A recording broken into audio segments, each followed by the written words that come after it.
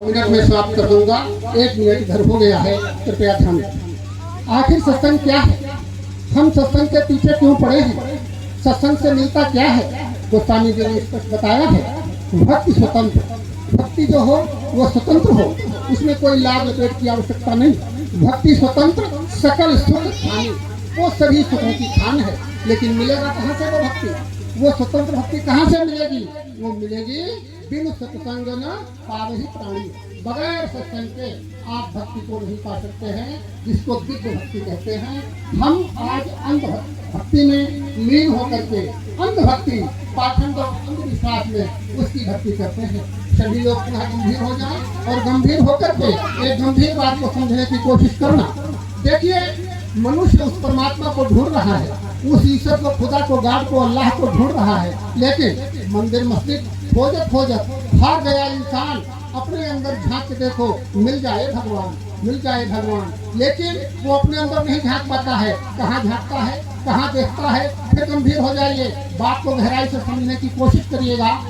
मानव निर्मित जितनी भी चीज मानव निर्मित है, उस मानव निर्मित में मनुष्य भगवान को ढूंढ रहा है कि इसमें मिल जाएगा। 4 वेद, 6, 7, 18 पुराण, 13, 40, 40 इंजील और तमाम पुस्तकें, गिरजाघर, गुरुद्वारा, मंदिर और मस्जिद जो मनुष्यों के द्वारा बनाए हुए हैं, और हम मनुष्य होकर के अपने द्वारा बनाई हुई चीज में उस परमात्मा को ढूंढ रहे हैं। लेकिन कबीर साहब ने क्या बताया है?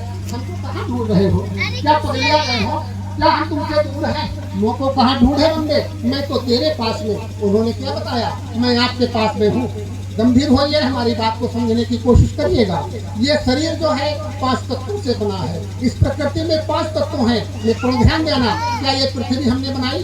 क्या किसी मनुष्य ने पृथ्वी बनाई? ये कुदरतन पृथ्वी बनी है। हवा को किसी ने बनाया? नहीं बनाया। आकाश को किसी ने बनाया? नहीं बनाया। जल को किसी ने बनाया? नहीं बनाया। अग्नि को किसी ने बनाया? नहीं बनाया। इस प्रकृति में 5 तत्व हैं। इन 5 तत्वों के द्वारा हमारा शरीर बना है। इन 5 तत्वों के द्वारा जो बना है शरीर, इसमें वो विद्यमान है। हम नहीं कहते। जितने भी वेद हैं, जितने भी संप्रदाय हैं, जितने भी मजहब हैं, सभी ने बताया है। कबीर साहब ने क्या कहा?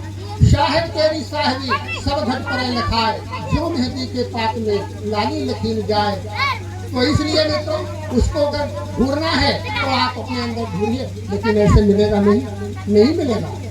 अगर आपको जिज्ञासा है प्रभु प्राप्ति की, उसकी पूजा और अर्चना करते हुए बहुत समय हो गया, तरह तरह का वेशभूषा बनाया, राग द्वेष दूर नहीं हुआ, और माला जप भी किया, राग द्वेष अगर दूर नहीं हुआ तो आप समझ लें जो हम प्रभु प्राप्ति के लिए साधन कर रहे हैं उसमें अवश्य कोई कमी है। किसी पारसी संत के पास जाकर, किसी जानकार संत के पास जाकर उससे युक्ति जान लीजिए, परमात्मा आपको मिल जाएगा। परम आत्मा, परम पवित्र आपकी आत्मा हो जाएगी। पुण्य आत्मा तो है लेकिन पवित्र नहीं है मित्रों। ध्यान देना, ये पवित्र कहाँ से होगी? आपका जो मन है वो सत्संग से पवित्र होता है, जो तन है वो साधु से पवित्र होता है, और